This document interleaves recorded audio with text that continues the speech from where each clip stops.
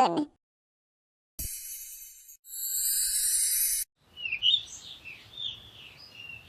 जयपुर शहर में दिसंबर की तेज ठंडी सुबह थी। मिश्रा परिवार की रसोई में अभी तक चूल्हे या गैस की आवाज नहीं आई थी।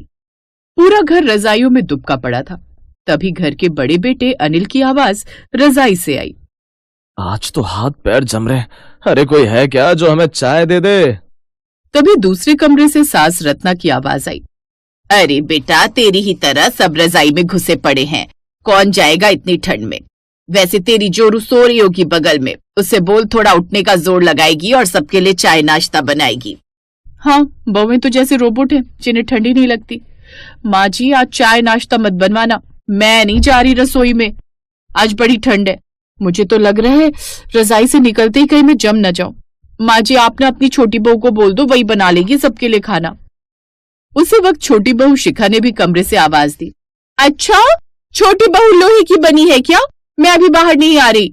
बाहर का नल देखना, ऐसा लग रहा है जैसे बर्फ जम गई है। हाथ धो तो हाथ सुन्न हो जाए। हे भगवान, रसोई कौन संभालेगा? घर में 6 लोग और उठने वाला कोई नहीं। माँ जी, मैं उठ जाऊंगी लेकिन आधे घंटे बाद। अब सास खुद ही गुस्से में पैर पटकते हुए बोली। हे भगवान, घर को होटल समझ रखा इन बहुओं ने। तभी अचानक से रसोई से ठक ठक की आवाज आई, जिसे सुनकर सभी चौंक गए। हैं? कौन है रसोई में? अब सास खुद ही किचन में गई, लेकिन वहां का हाल देखकर हैरान रह गई। हाय राम, रसोई शिमला बनी पड़ी है। तभी सास गैस जलाने की कोशिश करती है। अरे ये क्या? ये सिलेंडर भी लगता है खत्म हो गया। अरे ओ रजत, तूने सिलेंडर बुक नहीं करवाया था क्या? तभी छोटा बेटा रजाई से झांकते हुए अपने कमरे से बोला। ओ, भूल गया माँ, आज चूल्हा जलाकर उसी से काम चला लीजिए। अरे जमाना जुगाड़ करता था, मैं नहीं। मैं तो एलपीजी वाली औरत हूँ, मुझसे ये चूल्हा नहीं जलता। ये तो बस तुम्हारी दादी माँ का शौक था। इतने में बड़ी बहू बोली। माँ जी, आप चूल्हा जला लीजिए, मैं मोबाइल पर आपकी रील बना दूंगी, सच में वायरल हो जाएगा। अरे चुप, मुझे सोशल मीडिया वाली शेफ नहीं बनना। ऐसा कहकर वो भी रसोई से बाहर निकल आई। फिर तभी घर का सबसे मजबूत किरदार यानी कि दादी जी अपने कमरे से बाहर आती हैं, कांपते हुए, लेकिन फिर भी उनकी आवाज बिल्कुल शेर जैसी थी। क्या हो गया? क्यों तुम सबने हल्ला मचा रखा है? सर्दी है, कोई तूफान थोड़ी आया है। अब ठंड की वजह से तो हम नाश्ता करना नहीं छोड़ सकते ना। लेकिन माँ जी, रसोई में तो बर्फ जमी पड़ी है। जमा है तो पिघला लो। चलो हटो, रसोई मुझ पर छोड़ो। तुम सबको ठंड लग रही है ना, तो घुसी रहो रजाइयों में। लेकिन इस बुढ़िया में अभी भी दम है, अपने और अपने परिवार का पेट पाल सके। उनकी आवाज से दोनों बहुएं भी बाहर आ गई। बाय गॉड, ये दादी माँ को भी चैन नहीं है। एक हम है जवान खून, जिनसे बिस्तर नहीं छोड़ा जाता, और एक ये है 80 साल की बूढ़ी दादी, जिन्हें इस उम्र में भी चैन नहीं पड़ता। अब दादी सास ने लकड़ी का पुराना चूल्हा निकाला, जिसे देखकर सिया चौंक गई। दादी, ये अभी भी घर में है? हाँ बहू, तुम लोगों के फैशन बदलते हैं, पर हमारा जुगाड़ कभी आउट ऑफ फैशन नहीं होता। हमें तो आज भी यही चूल्हा भाता है, तेरी सास की तरह नहीं कि बस सिलेंडर के भरोसे ही बैठे रहे। कुछ भी मत बोलिए माँ जी, भूल गई आप जब मैं नई नई ब्याह कर आई थी, तब आप इसी पर मुझसे खाना बनवाती थी। हाँ, क्योंकि इससे फालतू के सिलेंडर के पैसे भी बचते हैं और खाने में स्वाद भी आता है। लेकिन तुझे क्या? तुझे तो इन सब से जैसे कोई फर्क ही नहीं पड़ता। अरे आप सब लड़िए मत, और आप ये बताइए दादी माँ कि आप ये चूल्हा जलाएंगी कैसे? क्योंकि छत पर रखी लकड़ियां तो गीली भी होंगी। अरे तू बस देखती जा, तुम्हारी दादी सास तुम्हारी सास की तरह निकम्मी नहीं है, बल्कि जुगाड़ एक्सपर्ट है। ये माँ जी तो बस मेरे पीछे ही पड़ी रहती हैं। रजत बेटा, तू छत से लकड़ियां उठा ला। अपनी दादी के कहने पर वो झट से छत पर रखी लकड़ियां ले आता है, और अब दादी चूल्हा जलाती हैं, जिसके बाद वो सबके लिए उसमें चाय बनाती है।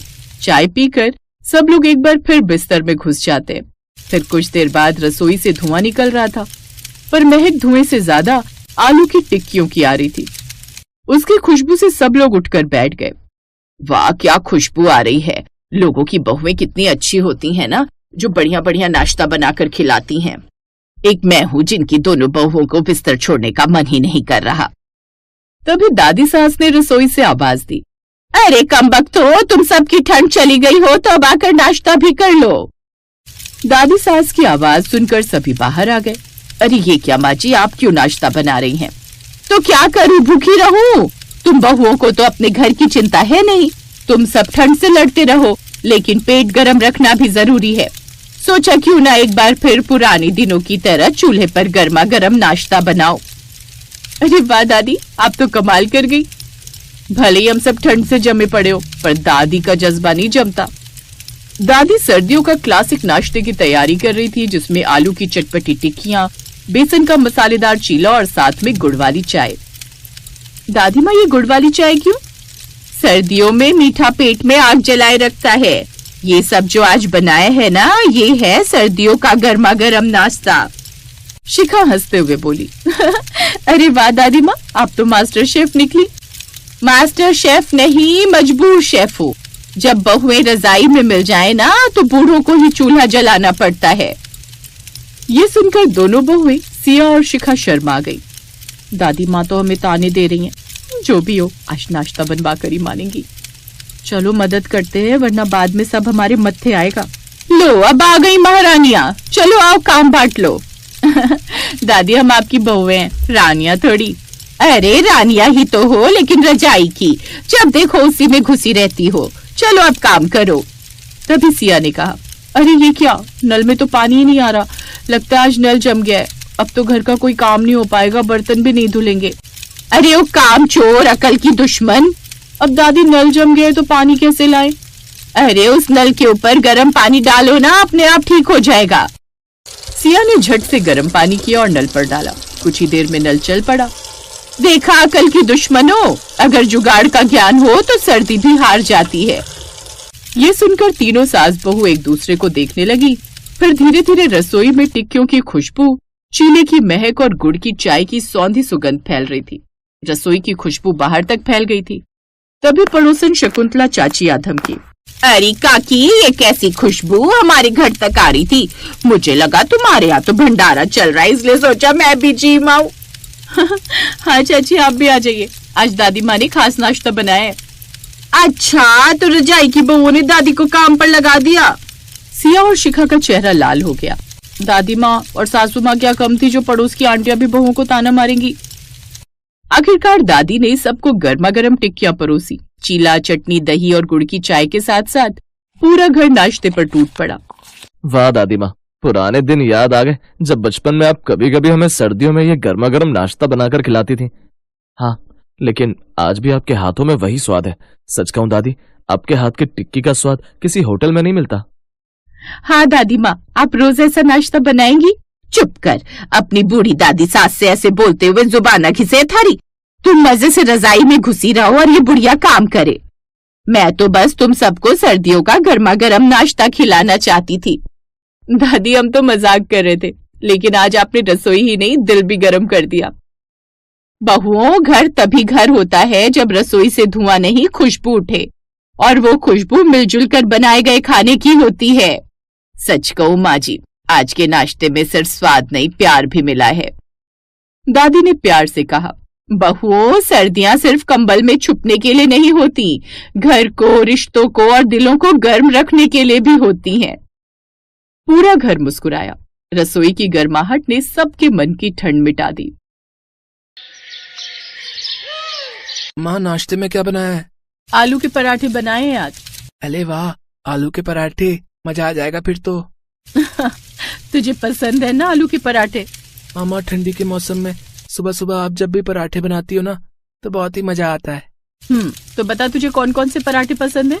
आलू के, गोभी के, और एक बार वो जो आपने सफेद वाले बनाए थे ना।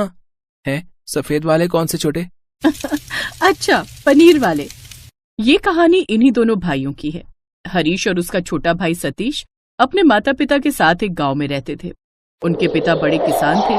उनके पास काफी जमीन थी, लेकिन एक दिन यही जमीन उन दोनों भाइयों के बीच लड़ाई की सबसे बड़ी वजह बन गई। अरे ये तो बता दे कि पराठा कैसा बना है हरीश, बस खाए ही जा रहा है। हाँ, अच्छा बना है। क्या बात है बेटा, देख रही हूँ तेरा मन कहीं और है। क्या सोच रहा है? इतना गुस्सा गुस्सा सा क्यों है? देखो माँ, मैं साफ साफ कह देता हूँ, सड़क किनारे वाला खेत तो मैं ही लूंगा। भैया ने ये कैसे मान लिया कि वो खेत उनका है? अरे पर उसके बदले मैं तुझे वो बड़ा वाला खेत तो दे रही हूँ ना। रहने दो माँ, अगर छोटे को वो सड़क वाला खेत ही चाहिए तो दे दो उसे ही। और तू क्या लेगा फिर? मुझे जमीन और संपत्ति का कोई लालच नहीं है माँ। लालच जैसी कोई बात नहीं है भैया, मैं अपना हक मांग रहा हूँ। माना कि पिताजी के जाने के बाद आपने घर की सारी जिम्मेदारी उठाई है, लेकिन इसका मतलब ये नहीं है कि आप अकेले ही सारी संपत्ति के मालिक हैं।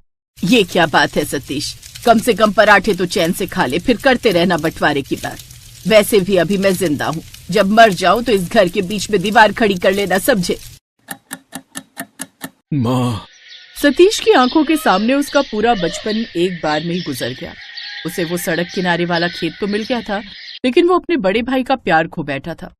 तभी अपनी छत पर हरीश टहलने के लिए आया। वो सर्दी की सुबह थी। हरीश ने सतीश को देखा, 2 सेकंड नजरें मिलाई और फिर दूसरी तरफ मुंह करके टहलने लगा। सतीश भी हरीश को देखकर कुछ नहीं बोला।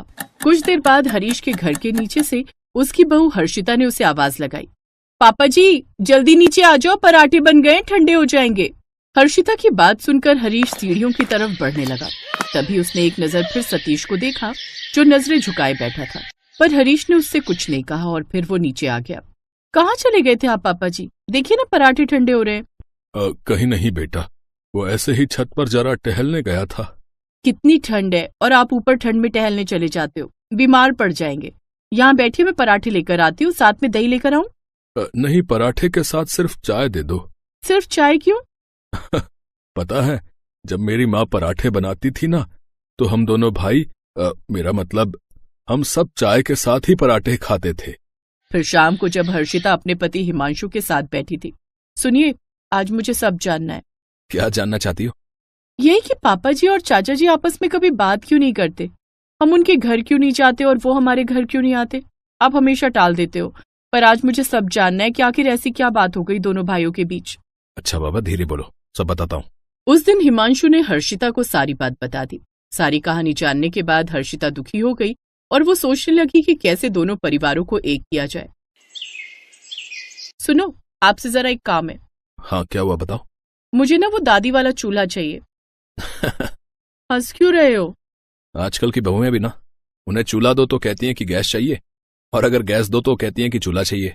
ज्यादा मजाक बनाने की जरूरत नहीं है, आप बस उतना करो जितना कहा मैंने। अच्छा बाबा, ठीक है। पता नहीं स्टोर में कहाँ किस कोने में पड़ा होगा। हाँ तो जिस भी कोने में पड़ा हो, हम मिलकर उसे ढूंढ लेंगे। अरे पर तुम्हें करना क्या है? दादी के चूल्हे का? क्या आप नहीं चाहते कि चाचा जी हमारे साथ आ जाएं, दोनों परिवार एक हो जाएं?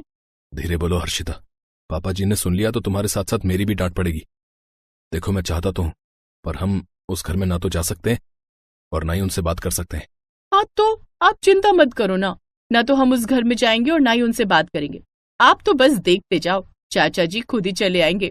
इम्पॉसिबल। हिमांशु की बात सुनकर हर्षिता मुस्कुरा दी और फिर अगली सुबह उसने अपनी दादी सास की वही साड़ी और स्वेटर पहना जो वो अक्सर पहना करती थी। उसके बाद उसने छत पर चूल्हा जलाया और गर्मा गर्म पराठे बनाने लगी।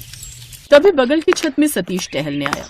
गजब की सर्दी पड़ रही थी तो उसके हाथ में एक चाय का कप भी था। फिर उसकी नजर जैसे ही हर्षिता पर पड़ी, उसके हाथ से वो चाय का कप छूटकर नीचे गिर गया और टूट गया। उसे हर्षिता में अपनी माँ नजर आ रही थी। जैसे ही हर्षिता ने देखा कि उसके चाचा ससुर उसे ही देख रहे, तभी उसने जोर से आवाज लगाई, सभी लोग आ जाओ भाई, गर्मा गर्म पराठे बन रहे हैं, चाय के साथ बढ़िया पराठे खा लो। देखो तो कितनी बढ़िया खुशबू आ रही है, जो पहले आएगा वो पहले खाएगा। हर्षिता की बात सुनकर नीचे खड़ा हरीश भी हैरान था।